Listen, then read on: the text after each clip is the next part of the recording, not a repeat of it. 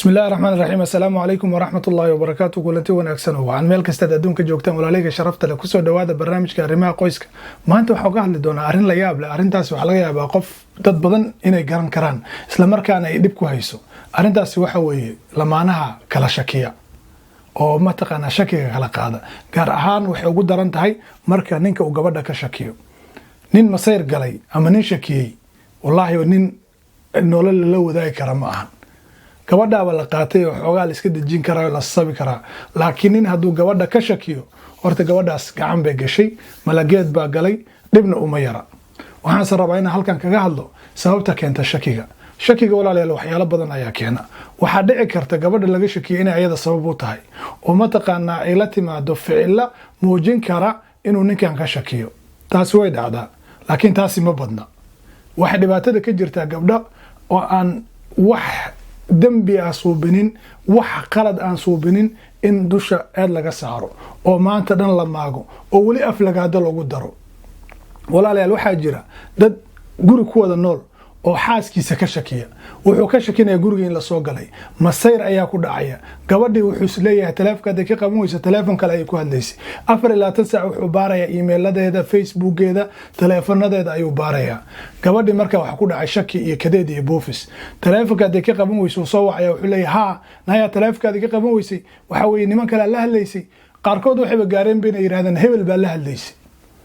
maartay waa dhaqan xumo weey qof bil aadana kama suurtoodo qofkii uu nolosha la wadaagay inuu sidaas oo kale ma aragtay u tuumo shaki oo keeno maxaa markii hore ku geeyay ama aad nolol la wadaagaysa qof aad ka shakinaysid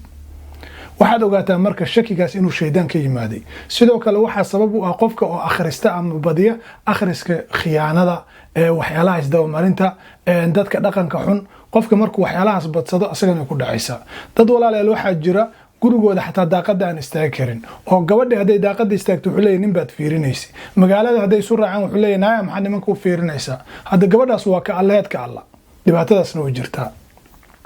waxaan leeyahay walaalayaal marka daawada waxay tahay in Ilaahay subhanahu wa ta'ala laga cabsado oo qofka ogaado arrintan inay dambi weyn tahay Ilaahay subhanahu wa ta'ala wuxuu leeyahay innal ladina yarmuna almuhsanati alghafilati almu'minati lu'inu fi ad-dunya wal akhirah kuwa dura oo tuhma oo been ka sheega oo wax ku naba gabdhaha ghafilaadka ee dhowrsan ee mu'minaadka lu'inu fi ad-dunya wal akhirah aakhiriya adduunba wala nacaladay walaalayaal waa arrin aad iyo aad u weyn marka waxaan leeyahay walaalayaal lamaanaha isqabow ha kala shakinina haddii uu shaki yimaadana wada hadla laakiin ceeb bay kugu tahay walaal gaar ahaan ninka ayaan la hadlayaa ina xaaskaada waxan ku tuhuntid oo haddana aad sariir la wadaagtid oo haddana aad caay aflagaada ugu dartid arrintaasi waa arrin aad iyo aad u adag waxayna sabab u noqonaysaa aakhirka labada qof inay kala tagaan marka waxaan leeyahay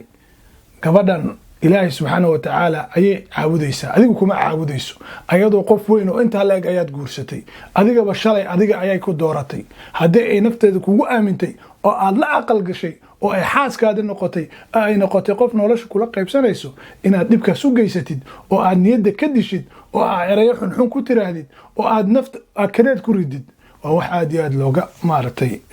fiican yahay waana arrin khaldan sidoo kale waxaan leeyahay gabdhaha idinkana ma aragtay ragiina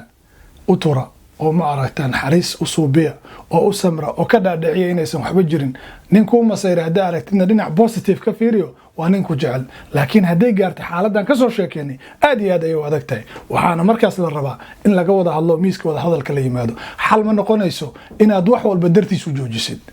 oo aad ka qarsatid oo aad wuxuu dhibsanay aad qarsatid oo waxa lagu arkin tiraadid Soomaalidan waxay tiraahdaa waxa qarsatid way ku qarsadaan waxa fiican in runta sheegtid xalaal barqa la qashaa walaal aniga teleefankayga waa kan ciidan la hadlayna waa kan adoo joogta ayaan ku hadlayaa wax dhibaatana ma jiraan marka waa in la is ixtiraamaa laakiin hadaa bilowdid inaad baqdid oo aad asxaabtaada dhan jartid oo aad adduunka dhan ka hartid oo aad qol kaliya isku soo xirtid oo aad nolosha ka dhacdid wallahi waad ka shalaynaysaa in badanna ma wadi doontid qalbigaada marka dambe bil aadan baa tahay marka dambe nolosha ka dhacaysa marka dambe waa siliibaysa ama waad waalanaysaa ama marka dambe waxaad noqonaysaa qof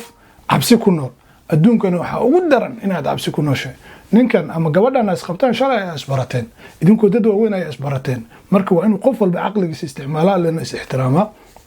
إلهي سبحانه وتعالى وحمد سنيا شكي دبعتنا إنه مد إسلام كقاضو قارعان إنه إلهي سبحانه وتعالى وناجيه لما نحس قبا ولا يلا كلا شكينين هلا يسوس دوادو أو هلا يسكت دقو أو هلا شكيستو أو متقنا إن شكي هالجوب بدلو شكيسي يقصل فرحت.